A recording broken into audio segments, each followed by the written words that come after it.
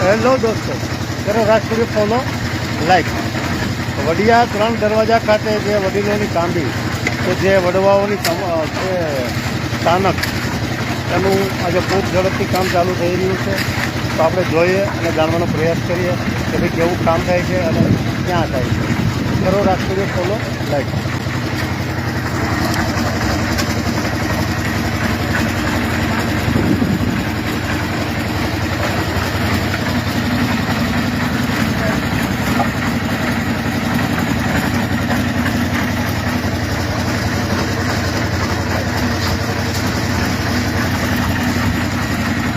આ છે 3 દરવાજા વિસ્તાર, વડિયાનો મેઇન ગેટ. આ 3 દરવાજા વિસ્તાર. હાલ અહીંયા સરસ મજાનું કામ થઈ રહ્યું છે.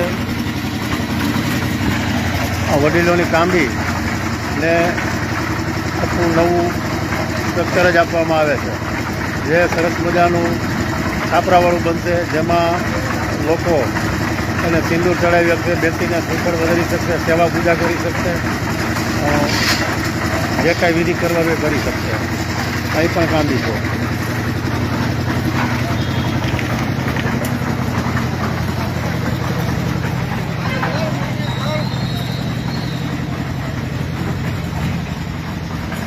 સરસ મજાનું કામ થઈ રહ્યું છે.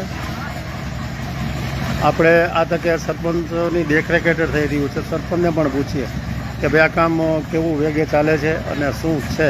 સરપંચ સાહેબ આવો ને, આ બાજુ ફરી જતો. સરપંચ, આ સરસ મજાનું કામ થઈ રહ્યું છે. કેટલી કાંબી છે અને કેટલા લોકોને બેસાડવાના છે? એમાં 32 કાંબી છે અને આ ગાયો વાહે જે શહીદ થઈ ગયા હોય એમના પાળિયા છે. આ કોઈ પંચાયતના પૈસા એનું નથી થતું કામ. મારા સ્વ ખર્ચે હું આ કામ કરાવું છું અને મને આ દિલથી હતું, જેથી હું સરપંચ તરીકે આવ્યો તેનું મને ઈચ્છા હતી મારી, પણ એના અર્જણ થતું નહીં. હવે ટૂંકમાં આપણે એ દાદા બધા જગાડ્યા છે અને હું મારા ખર્ચે આ વસ્તુ કરું છું. સરપંચ, સાથે સાથે બાજુમાં જ રામજી મંદિર બની રહ્યું છે, તો એ વિશે થોડી માહિતી આપો ને. થોડાક હાલતા વાત કરીએ. રામજી મંદિર વડિયાના એક સ્ટેટ વખતનું મંદિર હતું અને એ આખું જર્જરિત હાલતમાં હતું. વડિયાના તમામ મંદિરો રિનોવેશન થઈ ગયા છે અને મને આ હતું ને, દાતાના સહયોગથી આ મંદિર અમે નિર્માણ કરી રહ્યા છીએ. સરપંચ સાહેબ, આ મંદિર કેટલું જૂનું છે? 200-250 વર્ષ સ્ટેટ વખત જ્યારે ગામની બાંધણી થઈ ત્યારનું મંદિર છે. એમાં જે અમુક તકતીઓ છે એમાં 200-250 વર્ષ બતાવે છે. તો આપણે મંદિરને પણ જોઈ લઈએ હારવાર કેટલાક કામ પહોંચ્યું છે. બસ હવે 2 મહિનાનું કામ છે અને હવે ટૂંક સમયમાં પૂર્ણ થશે. મિત્રો, આ રામજી મંદિર છે અને એનું કામ પૂર્ણતાને આરે છે. દાતાઓએ, વડિયાના પ્રેમી લોકોએ સહયોગ આપી અને આ મંદિરને તૈયાર બધા કરવામાં આવ્યું છે. હાલ આપણે જોઈ રહ્યા છીએ દાતાઓના નામ. મુખ્ય દાતા છે ડાયાભાઈ નાથાભાઈ ઉંધાળ, હસ્તક બાપુભાઈ ઉંધાળ. આપણે મંદિરની પણ આજે થોડી નજર કરી લઈ અને સરપંચ પાસેથી હજી કાંઈ અટકતું નથી ને એવું પણ જાણવાનો પ્રયાસ કરીએ. આવી જા.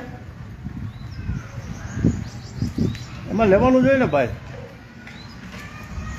તમે આવશો જુનેદભાઈ તો હિન્દુ મુસ્લિમની એકતા પણ દેખાશે ભાઈ. હું આવું છું ઉપર નીચેનું લઈને.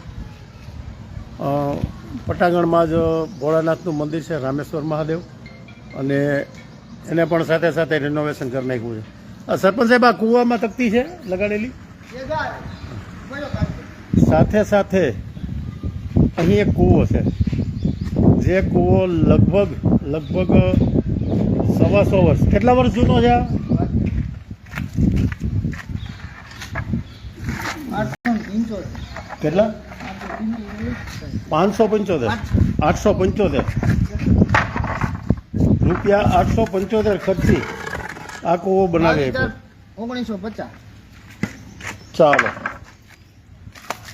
સ્વર્ગસ્થ યુવરાજ શ્રી કૃષ્ણકુમાર સાહેબના સ્મરણાર્થે દરબાર શ્રી સુરગવાડા સાહેબે રૂપિયા 875 સંવત 2006 વૈશાખ સુદ પાંચમ ને વાર શનિ 22/4/1950 આ કૂવો બનાવીને પ્રજા માટે મૂક્યો છે.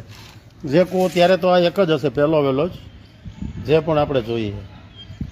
આ બાજુમાં સુરવો નદી વહે છે. આ હવેલીનો વિસ્તાર છે, આ પંચાયતનો વિસ્તાર છે અને પાછા આપણે સરપંચને પૂછીએ કે ભાઈ સરપંચ સાહેબ આ આપણું કાર્ય હાલે છે, આ પણ દાતાશ્રીઓની તકતી છે.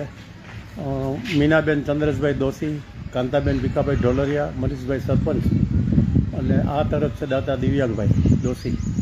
ખૂબ ખૂબ ભગવાન એને આપે, ગામના વિકાસ માટે સહયોગ અને સમર્પિત છે.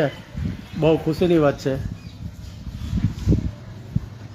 આપણે હરહર મંદિર પણ જોઈ છે, રામજી મંદિર ક્યાં પહોંચ્યું કામ.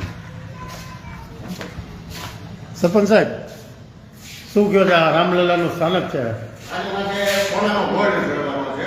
હા હા, એનો ખર્ચો 3.5 લાખ રૂપિયાનો છે. ઓહો. સોનાના ગોલ્ડથી આને મળવાનું છે લક્ષી કામને. હા, અને આનું કામ આપી દીધું છે. આનો 3.5 લાખ રૂપિયાના ખર્ચે આખો સોનાનો ગોલ્ડ ચડશે. સરસ. અને એમાંય દાતાશ્રીઓ અને જેને સહયોગ આપવો હોય એ દિનેશભાઈ સેજપાલને ત્યાં પહોંચ પડી શકે છે. સરસ સરસ આ હિન્દુ નહીં, મુસ્લિમ સમાજે પણ આમાં પૈસા આપ્યા છે. સરસ. એવું નથી હિન્દુએ પૈસા આપ્યા, મુસ્લિમ સમાજે પણ આ મંદિરની અંદર પૈસા આપે છે. સરપંચ સાહેબ આ 70-80% કામ થઈ ગયું.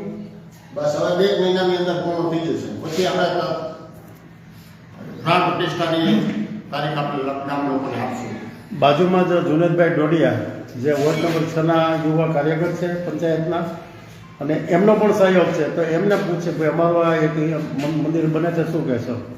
આ એક જૂનું અને રાજાશાહી વખતનું 250-300-1950 એટલે 250-300 વર્ષ પહેલાંનું આ મંદિર છે.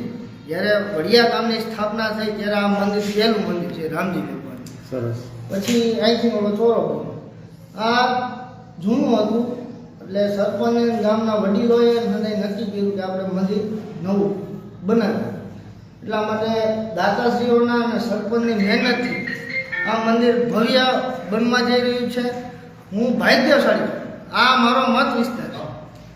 એટલે મારા મત વિસ્તારમાં હવેલી મંદિર, રામજી મંદિર અને ઓલા પાળિયા જે અને ચોરો 4 વડિયાના મહત્વના મંદિર મારા વિસ્તારમાં આવ્યા છે. અને ભાગ્યશાળી એટલો છું કે હું આ 4 વર્ષમાં 4 મંદિરની વ્યવસ્થા થઈ ગઈ છે મારી નજર આવે. મારી નજર અને મારા કાર્યકાળમાં. સરસ. હવેલી મંદિરમાં જે લાખો રૂપિયાના ખર્ચે હમણાં ભવ્ય હવેલી મંદિર બન્યું, હવે રામજી મંદિર ભવ્ય બનવા જઈ રહ્યું છે. અને પાળિયા જે ગામ લોકો માટે, ગાયો માટે જેમને બલિદાન આપ્યું છે, વડિયાને વિકસિત કરવામાં જેમનું ખાસ બલિદાન છે, એમના પાળિયાનું જ્યારે અમે ચૂંટી નહોતા આવ્યા 4 વર્ષ પહેલાં અમારી સભ્યની મિટિંગ થઈ ત્યારે મેં સરપંચને મારા મત વિસ્તારનો મુદ્દો હતો કે જે ઓલા પાળિયા છે ત્યાં ગટરનું પાણી આવતું હતું, ત્યાં ગટરનું પાણી જતું હતું, ત્યાં કચરો હતો, એને સાફ કરીને વ્યવસ્થિત સરપંચ સાહેબને મેં રજૂઆત કરી હતી. સરપંચે સમય આવશે એટલે હું કરી માટે આ તકે સરપંચે સારું એવું કાર્ય જે પાળિયાને વ્યવસ્થિત કરવાનું કામ સરપંચ દ્વારા થયું છે. એટલે હું ભાગ્યશાળી માનું છું મારાને, કે સરપંચનો આભાર માનું છું કે આ જે વસ્તુ બની છે એમાં ખૂબ ખૂબ આભાર અને સહયોગ. અને આ વડિયા ગામમાં મસ્જિદ હોય, મંદિર હોય કે કોઈ પણ કામ અમે હિન્દુ મુસલમાન સાથે મળીને કરીએ છીએ. એ અમારા ગામનો પ્લસ પોઈન્ટ છે. સરસ. ખૂબ ખૂબ શુભેચ્છાઓ જુનેદભાઈ, તમારા હૃદયની લાગણીને પ્રદર્શિત કરવાનો.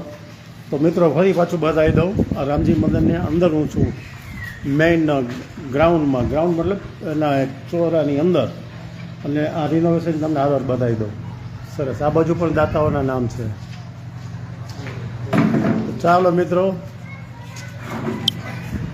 આવા ને આવા સરસ મજાના વિડીયો જોવા માટે હું કરો રાજ સ્ટુડિયો ફોલો, લાઈક. અમારું ઇન્સ્ટાગ્રામ પણ ચાલુ છે રાજ સ્ટુડિયો, તો એને પણ ફોલો કરો. યુટ્યુબને સબસ્ક્રાઈબ કરો અને ફેસબુકને ફોલો કરો. ચાલો આવજો. નવા વિડીયો માટે આપના સુધી પહોંચાડવાનો પ્રયાસ કરતો રહીશ. Bye bye.